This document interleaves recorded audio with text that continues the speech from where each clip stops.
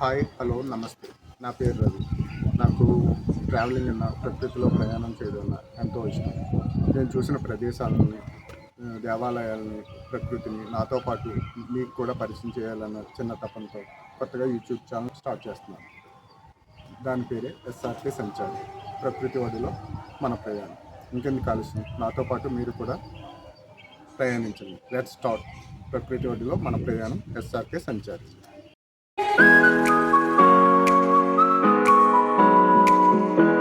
Hi friends, మన మొదటి ప్రయాణం మొదలైంది. కాకినాడ జగన్నాథపురం వెంకటేశ్వర స్వామి గుడి దగ్గర ఉదయం 8 గంటలకు బయలుదేరాం. ఉదయం కావడం వల్ల రోడ్డు అంతా చాలా ప్రశాంతంగా ఉంది. ప్రయాణం సాఫీగా మొదలయ్యింది. నేను నా ఫ్రెండు కౌర్లు చెప్పుకుంటూ ప్రయాణం సాగిస్తున్నాము. ఇంతలో సామర్లకోట రీచ్ అయ్యాము. రైల్వే స్టేషన్ దాటుకుని పెద్దాపురం జగ్గంపేట మీదుగా మలిసాల ఫారెస్ట్కి నెమ్మదిగా ఎంటర్ అయ్యాను. ప్రకృతి ఒడిలో నిజంగా ఎటు చూసిన ఆహ్లాదకరమైన అడవేమో, చుట్టూ చెట్లు, చల్లని వాతావరణం. ఫైనల్గా వేటమామిడి చేరుకున్నాము. అసలు విషయం మీకు చెప్పలేదు కదా, మనం వచ్చింది వేటమామిడిలో చిన్న మస్తాదేవి టెంపుల్కి. చుట్టూ కొండలు, చెట్లతో దట్టమైన అడవి మధ్యలో ఎంతో ప్రశాంతంగా ఉన్న ఈ టెంపుల్ని చూస్తే మనసుకు ఎంతో ఉత్సాహంగా అనిపించింది. ఈ టెంపుల్ అడ్డతీగలకి 3 కిలోమీటర్ల డిస్టెన్స్లో ఉంది. మే నెలలో అమ్మవారికి అంగరంగ వైభవంగా జాతర మహోత్సవాలు జరిగాయని తెలిసింది. రోడ్డు కొంచెం ఇబ్బందిగా ఉంది. ఇప్పుడిప్పుడే ఈ గుడి పునర్నిర్మాణం చేస్తున్నట్టుగా ఉన్నారు. అమ్మవారిని దర్శించడానికి ఇప్పుడే మెట్ల మార్గాన్ని నూతనంగా కన్స్ట్రక్షన్ చేస్తున్నారు. దక్షిణ భారతదేశంలో చిన్నమస్తాదేవి ఆలయాలు చాలా అరుదుగా ఉంటాయి. అటువంటిది ఈ అడ్డతీగల రంపచోడవరం ఫారెస్ట్ మధ్యలో ఈ ఆలయాన్ని నిర్మించడం ఓ అద్భుతం అని చెప్పవచ్చు. చిన్నమస్తాదేవి ఆలయాలు మనకి జార్ఖండ్, నేపాల్లో ఉన్నట్టు తెలుసు. మన ఇండియాలో చాలా చాలా తక్కువగా ఉన్నాయి. అది మన దక్షిణ భారతదేశంలో అయితే అసలు ఉన్నాయో లేవో కూడా తెలియదు. ఆలయం చుట్టూ ఎటువైపు చూసినా ఆధ్యాత్మిక వాతావరణం కలుగుతుంది. మనసు ఎంతో ఉల్లాసంగా ఉంటుంది. ఆలయం లోపలికి ప్రవేశించాము. ఆలయం లోపలికి వెళ్ళగానే మనకి ఎదురుగా మొదటగా హోమగుండం కనిపించింది. అప్పుడే ఏదో హోమం చేసినట్టుగా ఉన్నారు. గర్భగుడి మూసి ఉన్నది. అక్కడ అమ్మవారి ఉపాసకులు కనిపించారు.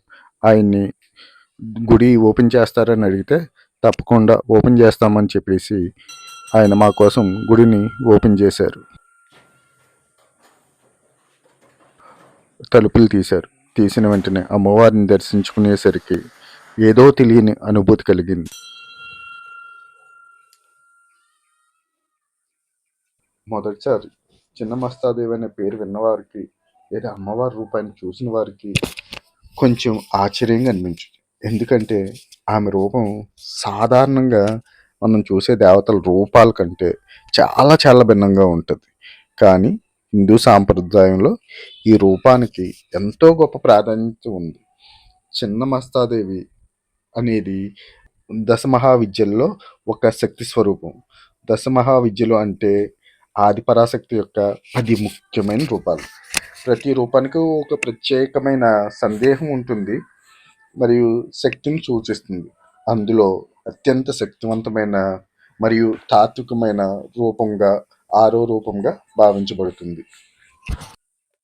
పురాణాల ప్రకారం ఒకరోజు అమ్మవారి పరివార దేవతలు తీవ్ర ఆకలితో బాధపడుతున్నప్పుడు వారిని రక్షించడానికి మరియు వారి ఆకలిని తీర్చడానికి అమ్మవారు తన తలని తానే ఖండించుకున్నారని చెప్తారు.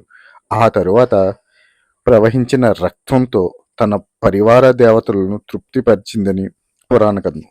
మొదటి కథ విన్నప్పుడు చాలామందికి ఇది ఉగ్రరూపంగా అనిపించవచ్చు. కానీ దీని వెనకున్న అసలు అర్థం చాలా గొప్పది. ఇది త్యాగానికి ప్రతీక. ఇది అహంకారాన్ని జయించడానికి ప్రతీక.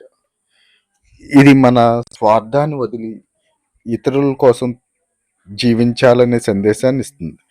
అందుకే చిన్నమస్తాదేవిని భక్తులు ధైర్యానికి, ఆత్మవిశ్వాసానికి మరియు అపారమైన శక్తికి ప్రతీకగా భావిస్తారు. చాలామంది తమ కోరికలు నెరవేరాలని ప్రార్థించడానికి వస్తారు. మరికొందరు కేవలం అమ్మవారి దర్శనం కోసము మనసుకు ప్రశాంతమైన వాతావరణం ఉంటుందని ప్రశాంతత కోసం ఈ గుడికి వస్తున్నారు. అమ్మవారిని మనస్ఫూర్తిగా దర్శించుకుని మనసులోని కోరికలన్నీ కోరుకున్న తర్వాత పంతులు గారు వచ్చి అమ్మవారి తీర్థ ప్రసాదాలు మాకు ఇచ్చారు.